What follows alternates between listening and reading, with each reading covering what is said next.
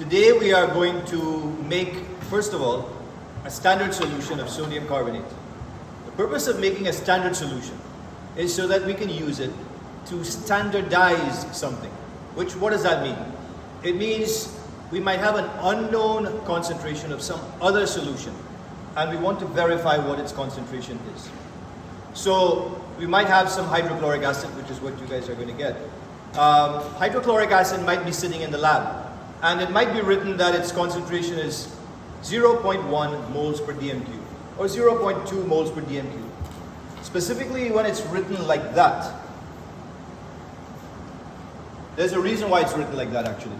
So the one that you are going to use today, it doesn't have anything written on it, but even if it were written 0.2, that already means that the last digit that we're reporting is this first decimal place here.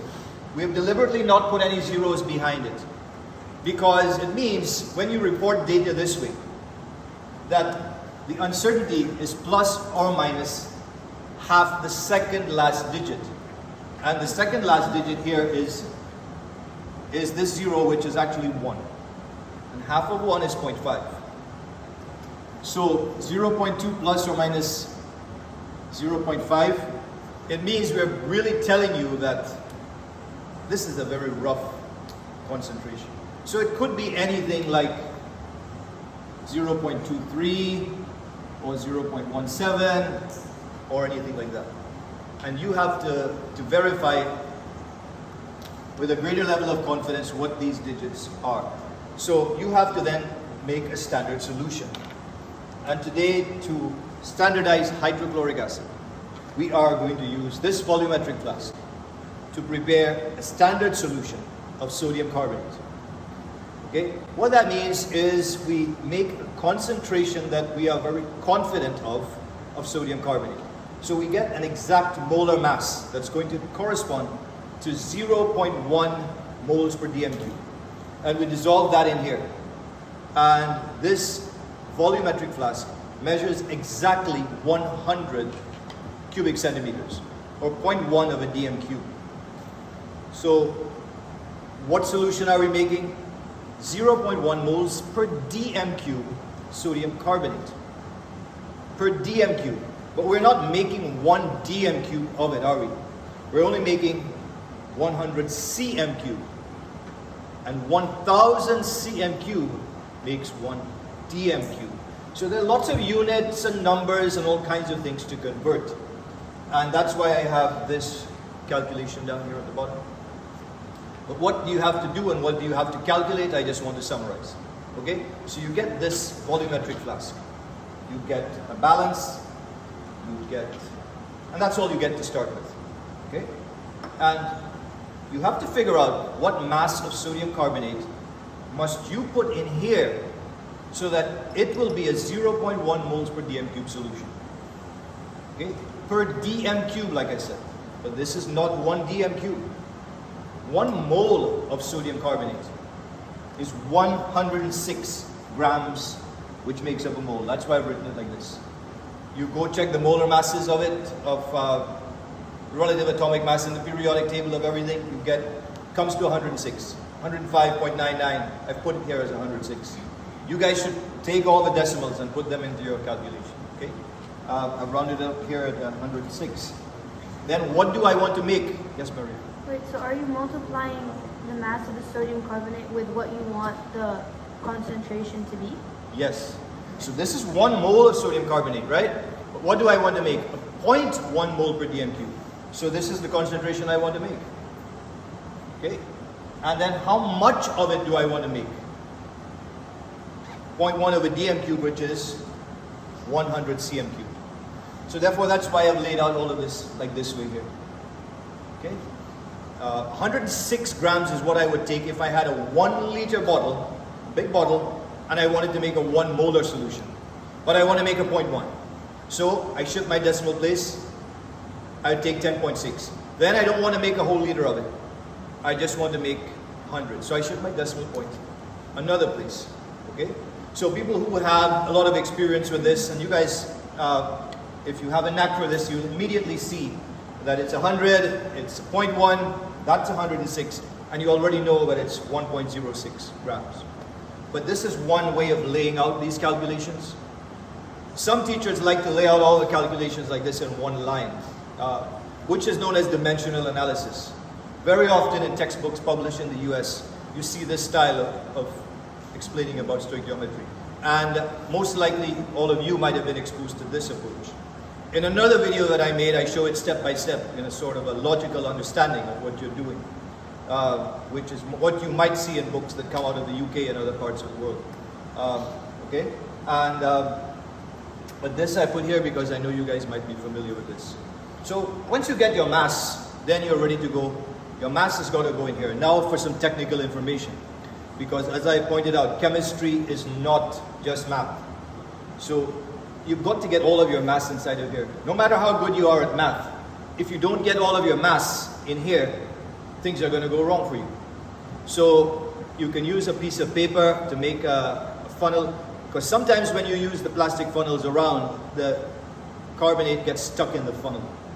Piece of paper is nice and smooth. You carefully find the mass on that piece of paper and you fold it up into a little funnel.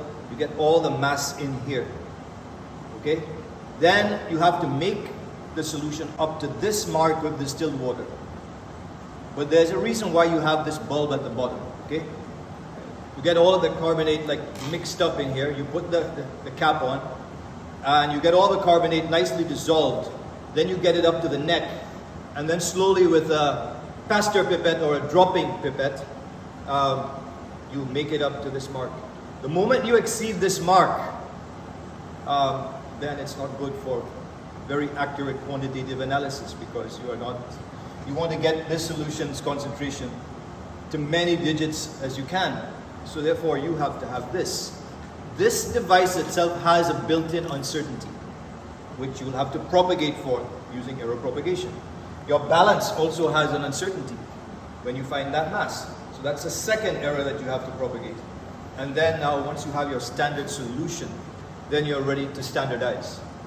So you put this aside. Hopefully we'll get this done today, and then you're ready now to titrate. So titration, what is that going to involve? We have, if we're going to standardize sodium, use sodium carbonate to standardize hydrochloric acid. Again, we cannot proceed without the balanced equation, which is the point of balancing an equation in chemistry, so that you can do things like this. Hydrochloric acid goes in the burette. And when you're using your burette, there's a procedure to follow also. All of these things are not written on the general procedure, so I'm just giving you, that's why I'm recording it also. Okay? Your burette is already rinsed with distilled water. But the thing that goes in the burette, you must rinse the burette first with that. So with the tap closed, you put some hydrochloric acid in here. And then you put another beaker at the bottom and you turn on the tap and you let HCl flush all the plumbing of the system. Okay? And then you close the tap again and you fill it up with HCl. Trying to get it exactly to 0 to start off with, right here. Right. Then you will have to put a very accurately measured known volume of your 0.1 moles per dm cube sodium carbonate solution in here.